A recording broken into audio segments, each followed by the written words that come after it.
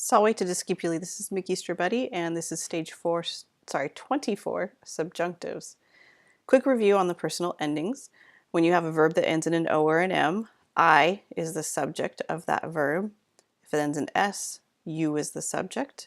If it ends in a T, it's he, she, or it, unless of course there is a specific nominative, in which case you use that nominative as the subject. Mus is we, tis is you all, and T is they, or some sort of plural nominative. Another quick review on principal parts. For this, I'm going to use an example from all 4 different conjugations. I'm lumping the third and the third IO together for this purpose.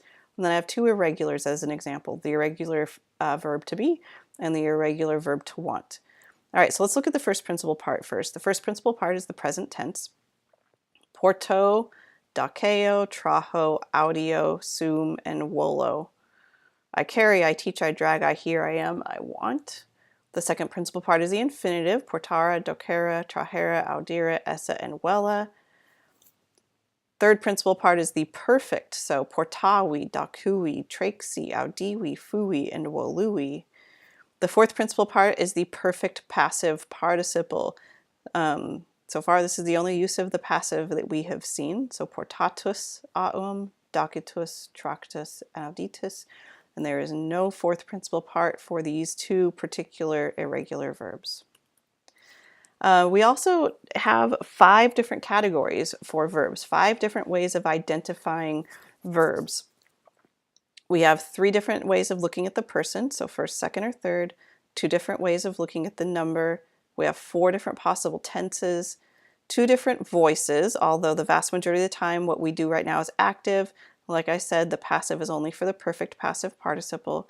And as of now, we have 3 different moods. The indicative is the easiest. It's what we learned first. It's simply indicating what's happening. The cook is in the kitchen. The dog is in the street. Imperative is a command. Subjunctive can do several different things. I'll talk about exactly what the subjunctive does for us right now in a moment. But for right now, let's just practice categorizing these verbs. So identify the person, number, tense, voice, and mood of this verb, volo. Go ahead and write it down, pause the video, and then check your answer. All right, so hopefully you came up with first person, singular, present, active, indicative. If not, go to your charts and look, and be sure to ask me if you're still not seeing exactly how I'm coming up with this. Amabas. Pause the video, write it down, and come up with all 5 categories for it. Hopefully you came up with second person singular, imperfect, active, indicative. For porta, we have second person singular, present, active, imperative.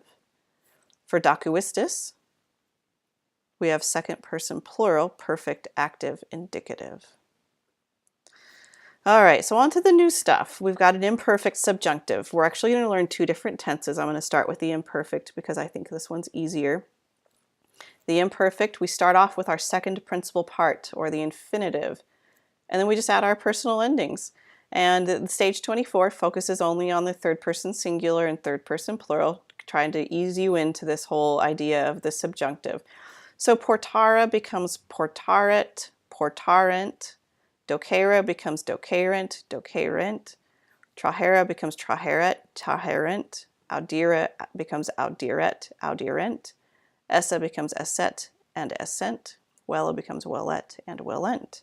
Notice that the way we translate them is exactly the same as you would the imperfect indicative, was carrying. So just translate it like the imperfect. I'll explain to you what the uniqueness is of the subjunctive in just a second. All right, so subjunctives do several things. One of them is they are used in cum clauses. So you're going to bracket the clause from the cum to the subjunctive and then translate the cum as when. Here you're not going to translate it as with. That's the use of it as in a prep phrase. So cum custodes dormirent, captivi et carcera effugerent. Also, modestus cum in Britannia militaret, multas puellas amabat. So pause the video, copy these 2 sentences down, bracket the cum clauses, and translate the entire sentence. All right, so you would have bracketed cum custodes dormirent and translated the sentence, when the guards were sleeping, the prisoners escaped from the prison. For the second one, you bracketed cum in Britannia militaret and translated it, Modestus, when he was serving in Britain, loved many girls.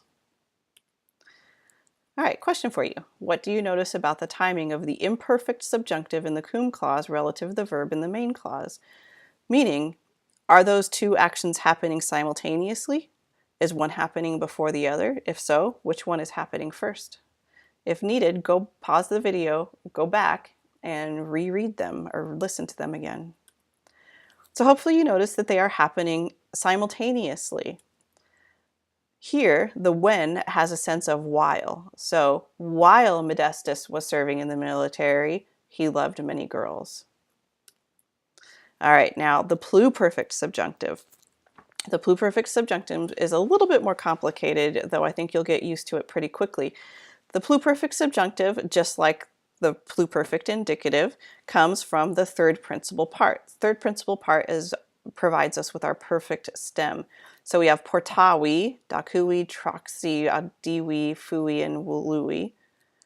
This I here is in parentheses because that's the ending. This is what makes it I carried. We want just the base, but this is what I want to isolate visually for you.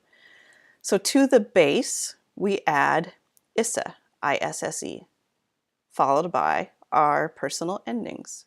So portavi becomes portawisit and portawisent.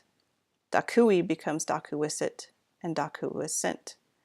Traxi becomes traxisit, traxisent. Audiwi becomes audiwisit, audiwisent. Fui, fuisit, fuisent. Wului, wuluisit, waluisit, walusent. And just like with the imperfect, we're going to translate the pluperfect subjunctive the same way we've been translating the pluperfect since we first learned it. So had carried. He, she, or it had carried, they had carried.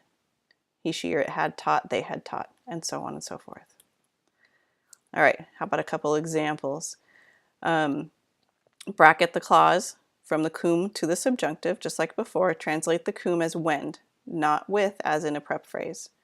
So cum seri omnia para visent, mercator amicos in triclinium duxit. Our second example, cum modestus ad pontem ad venisent, equus constitit.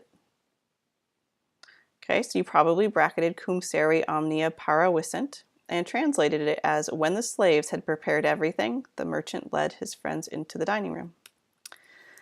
For the second one, you probably bracketed it as cum modestus ad pontem ad venisset and translated the sentence as when Modestus had arrived at the bridge, the horse stopped. So another question for you. What do you notice about the timing of the pluperfect subjunctive relative to the verb in the main clause? Well, you probably noticed that the cum clause happened before the main clause. So in this example, the when has a sense of after. So after Modestus arrived at the bridge, the horse stopped.